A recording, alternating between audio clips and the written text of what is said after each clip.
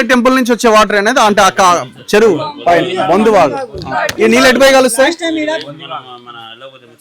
Okay, lighting bathroom ఏమి లేవన్నా, ఎక్కడ పోలేనా మేము, ఎక్కడ పోలేనా మేము, ఎక్కడ ఉండాలి? ఒకసారి చూడొచ్చు మనం సిచ్యువేషన్. ఈ బార్డర్ ఏరియాలు మొత్తం కోసుకుంటూ వెళ్ళిపోయింది, ఇది మొత్తం కూలిపోయినాయి. సో ఎంత భయంకరంగా ఉంది చూడండి వరద. అది కింద పడుతున్నది కదా. చెప్పండి బ్రదర్, ఏంటి పరిస్థితి? అన్న ఇది నిర్లక్ష్యం వల్లనే తప్ప ఇది కాదు. ఎందుకు అని అంటే ప్రతిసారి ఎవ్రీ టైం ఇదే వస్తూ ఉన్నది. బొందివాగు నుంచి వచ్చే నీళ్లకు ప్రత్యామ్నాయంగా ఇది ఒకటే నాల తప్ప ఏం లేదు.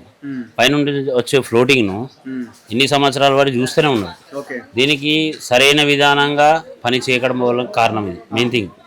ఎందుకంటే పైనుంచి వచ్చే ఫ్లోటింగ్ తోని ఇది ఒకటే కాల్వ, ఏది వచ్చినా అక్కడ బొందివాగు నుంచి వచ్చే నీళ్లు. రెండోది పెద్దమూరు ఒకటి వస్తుంది మాకు.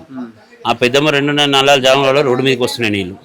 మీ రామన్నపేట ఈ ఏరియా సరౌండింగ్స్ అన్ని ఈ చిన్న నాళాలు చేయడం వల్ల జనావాసం పెరిగింది. ఎందుకు మరి ఇంత ముందు ఒక 5-10 ఏళ్ల కింద పరిస్థితి లేదు కదా, ఎందుకు? ఇప్పుడు ఎక్కడ నుంచి అంటే మా రామన్నపేట 12 మూరల నుంచి మొదలు పెడితే ఈ బొందివాగు నాల ఈ రెండు మధ్యలో ఒక గోడతోని అటేమో భద్రకాలు నీళ్ళు వస్తాయి, రెండోది 4 నీళ్ళు వస్తాయి. జనావాసం పెరిగింది, వాడకం పెరిగింది, దానికి తగ్గట్టుగా మాత్రం నాలాలు వెడల్పు లేవు.